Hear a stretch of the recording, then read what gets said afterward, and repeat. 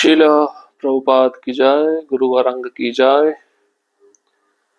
तो कल के सत्र में हमने सुना था रुक्मिणी माता सभी यदुवंशियों के समक्ष ये बताती है कि रात्रि के समय जब कृष्ण विश्राम करते हैं तो किस प्रकार अपनी प्रिय गौ माताओं का नाम लेते हैं, गोपियों का नाम लेते हैं, ललिता, विशाखा, श्रीमती राधा रानी का नाम लेते हैं। इस प्रकार से कृष्ण का कितना विशेष प्रेम वृंदावन वासियों के प्रति है और उस प्रेम को भगवान अपने आंखों के आंसुओं के द्वारा प्रदर्शित करते हैं। सत्यभामा कहती इतना ही नहीं, दिन के समय भी कृष्ण वृंदावन वासियों के विचारों में खोए रहते हैं। दिन में भी वो वृंदावन वासियों का नाम पुकारते रहते हैं। हम तो केवल नाम मात्र की पत्नियां हैं, असली पत्नियां तो गोपांगनाएं हैं जो कृष्ण को अधिक प्रिय है। अब हम आगे बढ़ेंगे। राजा परीक्षित बोले, तब मात्र स्नेह में लीन नंद पत्नी की सखी और श्री कृष्ण की जननी देवकी ने स्नेह पूर्ण स्वर में कहा, वत्स, अपने प्रिय बंधुओं को उनकी अभिलाषानुसार वर प्रदान करो। किंतु उसी समय वृद्धा यदुराज उग्रसेन की जर्जर आयु की रानी भगवान की पितामही पद्मावती, जिसे भय था कि अब राज्य दान में चला जाएगा और जिसकी वाणी को बलराम की माता ने अनसुना कर दिया था, पति के राज्य की रक्षा के लिए कपट हास्य में छिपी बुद्धि से बोल उठी। यदुवंश के एकमात्र आश्रय श्री कृष्ण का मन बदलने और उन्हें शांत करने के हेतु उसने कहा, कृष्ण,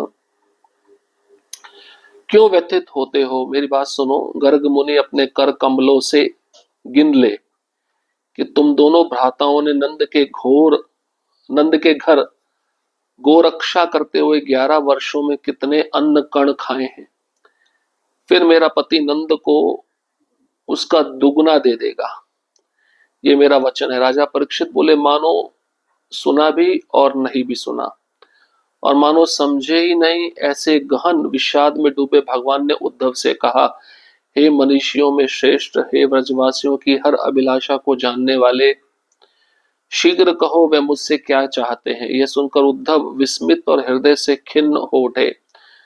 उन्होंने गहरी सांस लेकर करुण स्वर में कहा, वे राजाओं के राजा की ऐश्वर्य संपत्ति नहीं चाहते, वे कोई रत्नाभूषण नहीं चाहते, वे ना इस जन्म में ना अगले में आपसे कुछ और चाहते हैं, केवल आपको ही चाहते हैं। मुझे अपना श्रवण कृपा दान दीजिए, मैं कहूंगा, फिर आप विचार कीजिएगा। जब उन्होंने नंद के साथ आपके भेजे अलंकार और भेंटें देखी तो वे रो उठे और कहने लगे, हाय हाय, अब कृष्ण सोचते हैं कि हमें इन वस्तुओं की चाह है और इन्हें देना ही उनकी कृपा है।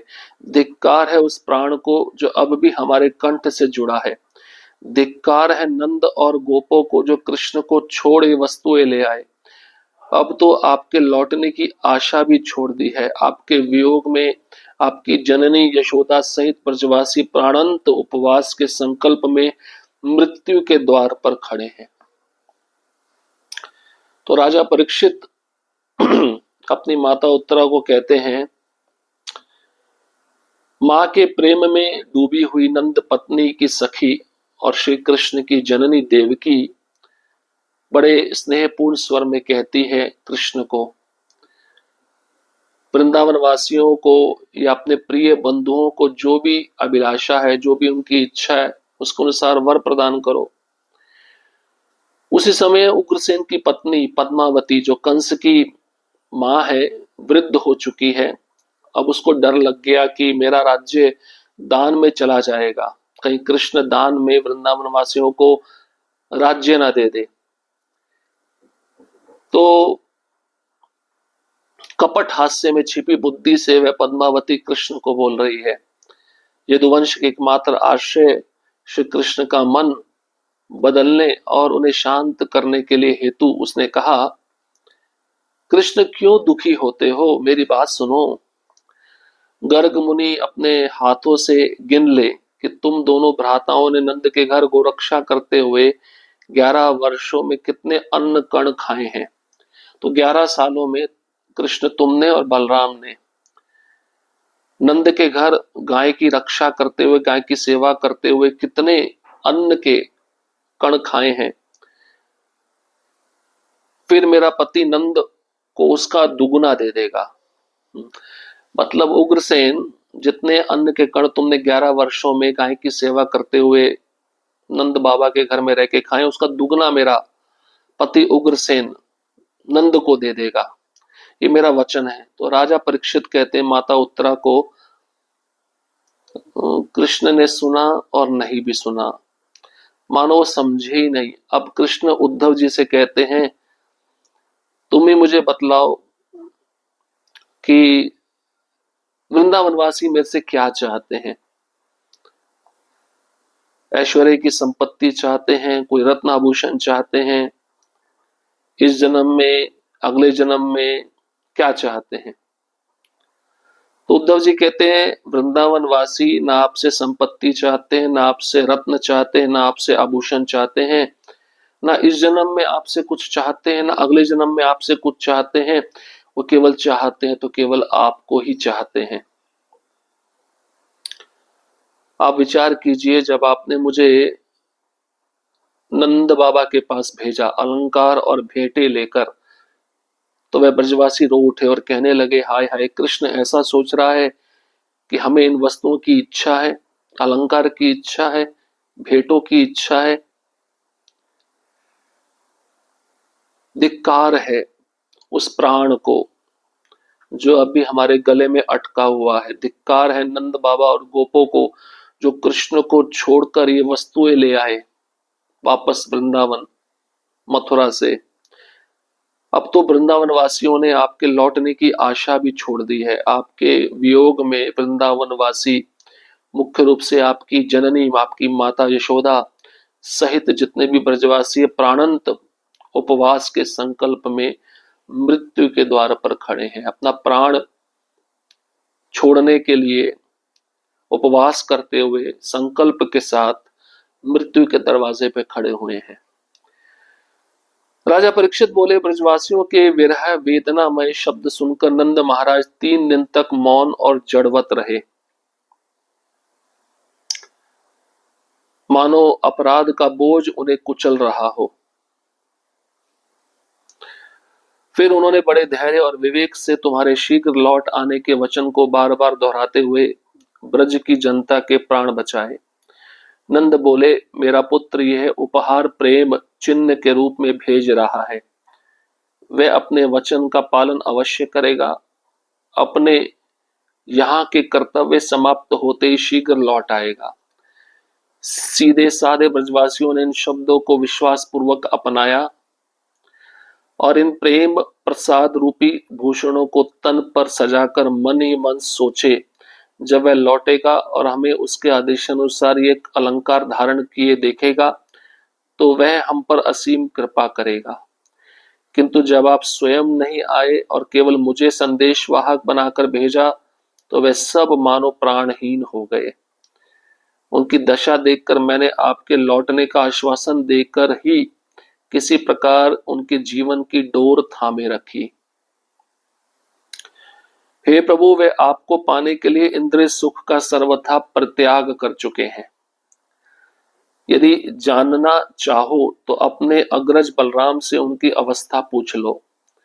यह सुनकर जब देवकी, रुक्मिणी और अन्य महारानियां प्रेमाशुपूरित नतमुख होकर आपके वियोग के भय से व्याकुल हुई तो आपका हृदय पिघल उठा। व्यग्र होकर आपने पत्तों का पृष्ठ और स्याही का पात्र मंगवाया और अपने कर कमलों से लिख भेजा, यहाँ के कर्तव्य समाप्त करके और अपने यहाँ के सखाओं को सांत्वना देकर मैं शीघ्र लौटूंगा।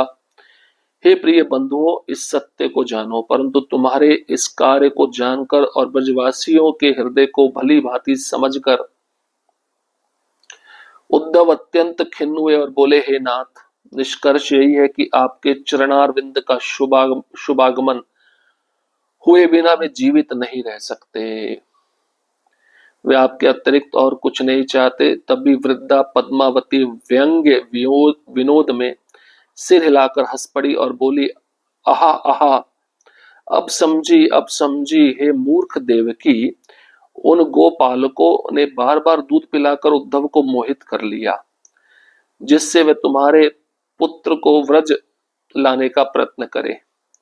ये धूर्त चाहते हैं कि वह उनके लिए कांटों, झाड़ियों और हिंस्र पशुओं से भरे भीषण वन में फिर से गौ रक्षा करे। किंतु कंस माता की एक कठोर वाणी सुनकर बलराम की जननी और यशोदा की सखी रोहिणी का क्रोध भड़क उठा। वे बोली, हे कंस माता,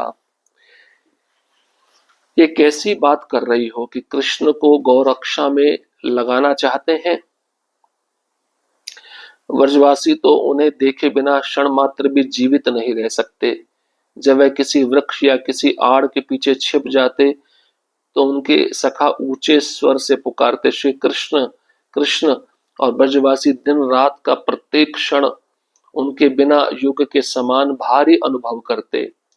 बार बार सूरज की ओर, धूली धूसरित पथ की ओर देखते या उनकी वंशी की टेर सुनने को व्याकुल रहते। जिस प्रकार दिन में जब श्री कृष्ण गोचारण के लिए गौओं के साथ वन में जाते थे, तब संपूर्ण ब्रज उनकी वापसी की प्रतीक्षा में अधीर हो उठता था। कोई आकाश में सूरज की ओर निहारता कि कब वह पश्चिम की ओर ढले और प्रीतम के लौटने का समय आए। कोई दूर क्षितिज पर उठती उस सुनहरी धूल रेखा को ढूंढता और गौओं के खुरों से उठकर उनके आगमन का संदेश देती। तो कोई कान लगाकर उस मधुर मुरली निनाद की प्रतीक्षा करता जो उनकी चरण ध्वनि से भी पहले हृदय को आह्लादित कर देता था। तो यहाँ पे राजा परीक्षित अपनी माता उत्तरा को बताते हैं, ब्रजवासियों की इतनी विरह वेदना शब्द सुनकर नंद महाराज तो 3 दिन तक मौन रहे और जड़वत हो गए। जड़वत मतलब उनमें कोई जान नहीं, निष्क्रियता। और नंद महाराज को ऐसा लग रहा था मानो अपराध का बोझ उन्हें कुचल रहा हो। फिर बड़े धैर्य पूर्वक नंद महाराज बड़े बुद्धि से शीघ्र लौटे और अपने वचन को बार बार दोहरा रहे हैं ब्रजवासियों के समक्ष। उन्होंने किस प्रकार ब्रजवासियों की जनता के प्राण बचाए। नंद बाबा बोलते हैं ब्रजवासियों को, मेरा पुत्र यानी कृष्ण उपहार प्रेम चिन्ह के रूप में ये भेज रहा है। जो उपहार हम लेके आए हैं ना मथुरा से, ये कृष्ण ने मुझे बोला है कि ब्रजवासियों को ये उपहार प्रेम चिन्ह के रूप में दे देना और वह अपने वचन का पालन अवश्य करेगा। उसने क्या वचन दिया है कृष्ण ने ब्रजवासियों को, कि जैसे मथुरा में उसका कर्तव्य समाप्त हो जाएगा तो वह वापस लौट आएगा। अब ब्रजवासी बेचारे सीधे साधे, उन्होंने कृष्ण के शब्दों को विश्वास पूर्वक अपना लिया और इसी प्रेम प्रसाद रूपी आभूषणों को अपने शरीर पर सजाकर मन ही मन ब्रजवासी सोच रहे हैं, जब कृष्ण लौटेगा और हमें उसके आदेशानुसार ये अलंकार धारण किए देखेगा तो वह हम पर असीम कृपा करेगा। अब उद्धव जी कृष्ण को अगर कह रहे हैं कि आपने बोला तो था मैं ब्रज वापस जाऊंगा, वृंदावन वापस जाऊंगा, लेकिन जब आप स्वयं नहीं गए और संदेश वाहक बनाकर आपने मुझे भेज दिया तो सभी मानो ब्रजवासी प्राणहीन हो गए। उनकी दशा देखकर मैं आपके लौटने का आश्वासन देकर किसी प्रकार से उनके जीवन का प्राण बचा के मैं आया हूं। मैंने उनको ये कहा है कि कृष्ण अवश्य आएंगे, ये आश्वासन मैंने उनको दिए, तभी उनका प्राण उनके शरीर में बचा हुआ है। उन्होंने अपने जीवन की डोर थामी हुई है। हे कृष्ण, हे प्रभु, आपको पाने के लिए वे अपने इंद्रिय सुख का सब प्रकार से परित्याग कर चुके हैं। यदि आप जानना चाहते हैं तो आपके बड़े भाई बलराम से उन ब्रजवासियों की अवस्था को पूछ लीजिए। अब वहां पे सब खड़ी थी, देवकी, रुक्मिणी, सत्यभामा, महारानियां, इनकी आंखों से आंसू बहने लगे और कृष्ण के मुख की ओर देखकर वियोग के भय से वे व्याकुल हो गए कि कृष्ण हमको छोड़ के अब वृंदावन न चले जाएं। व्यग्र होकर कृष्ण पत्तों का पृष्ठ मंगवाते हैं और स्याही का पात्र मंगवाते हैं और अपने कर कमलों से कृष्ण लिखते हैं उस पृष्ठ पर जो पत्ते हैं, यहाँ का कार्य समाप्त करके मैं वृंदावन में अपने सखाओं को सांत्वना दूंगा, मैं शीघ्र लौटूंगा। हे प्रिय बंधुओं, इस सत्य को जानो। परंतु तुम्हारे इस कार्य को जानकर और ब्रजवासियों के हृदय को भली भांति समझकर उद्धव अत्यंत खिन्न। उद्धव जी भी जानते थे कृष्ण वापस वृंदावन जाने वाले नहीं हैं। तो उद्धव जी अत्यंत दुखी हो गए और बोले, हे नाथ, निष्कर्ष मैं आपको बताता हूं। आप पत्ते पर तो लिख रहे हैं कि मैं वापस आऊंगा, लेकिन आप वापस जाने वाले नहीं है वृंदावन। पर यह बात समझ लीजिए कि आपके चरण कमलों का शुभागमन हुए बिना वृंदावन वासी जीवित नहीं रह सकते। आपके अतिरिक्त वह कुछ नहीं चाहते। अब कंस की मां पद्मावती, अब वो मजाक में सिर हिलाकर हंस पड़ी और बोलती है, अब समझी उन गोप ग्वालों ने बार बार कृष्ण को दूध पिलाकर, उद्धव जी को दूध पिलाकर बार बार मोहित कर लिया है, जिससे वह तुम्हारे पुत्र कृष्ण को, देवकी को बोल रही है पद्मावती जो कंस की मां है, जिससे वह तुम्हारे पुत्र कृष्ण को ब्रज लाने का प्रयत्न करे।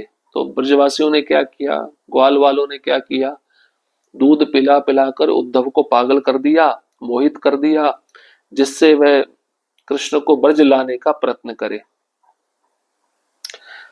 और ये ब्रजवासी यही चाहते हैं, धूर्त है, उनके लिए कांटों, झाड़ियों और हिंस्र पशुओं के भरे भीषण वन में फिर कृष्ण आकर हमारे साथ गो रक्षा करे। अब कंस की मां की एक कठोर वाणी सुनकर बलराम की जो मां है रोहिणी, वह क्रोध से भड़क उठी और वह बोली, हे कंस माता, ये कैसी बात कर रही हो तुम जानना चाहती हो वृंदावन वासियों का प्रेम कृष्ण के प्रति कैसा है? तुम यही कह रही हो कि कृष्ण को केवल वे गौरक्षा में लगाना चाहते हैं। ब्रजवासी तो कृष्ण को देखे बिना क्षण मात्र भी जीवित नहीं रह सकती। मैं इसका प्रमाण बताती हूँ। जब भी कृष्ण किसी पेड़ या वृक्ष के पीछे छिप जाते थे तो उनके सखा ऊंचे स्वर में कृष्ण को पुकारते थे, कृष्ण कृष्ण। और ब्रजवासी दिन रात का प्रत्येक क्षण उनके बिना युग के समान भारी अनुभव करते थे। बार बार ब्रजवासी सूरज की ओर देखते थे, सूरज कब उगेगा, कब उदय होगा। बार बार ब्रजवासी उस मार्ग की ओर देखते थे जहां से गाय की खुर की धूल उड़ती थी कि कृष्ण कब गोचारण करके वापस आएंगे। और बार बार ब्रजवासी उनकी वंशी की टेर सुनने को व्याकुल रहते थे।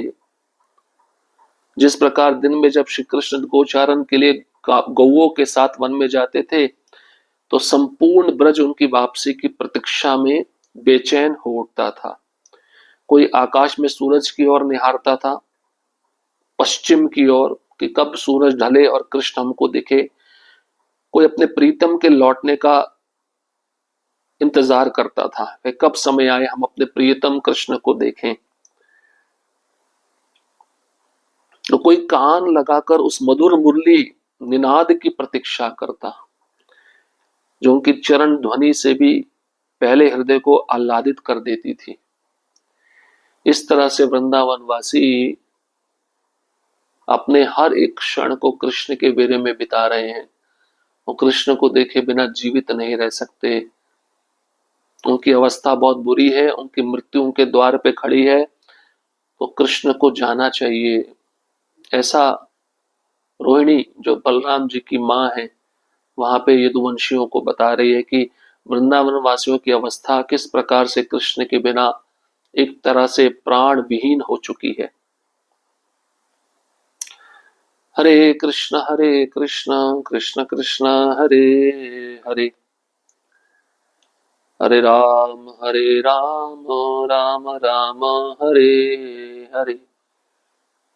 श्रील प्रभुपाद की जय। गुरु गौरांग की जय।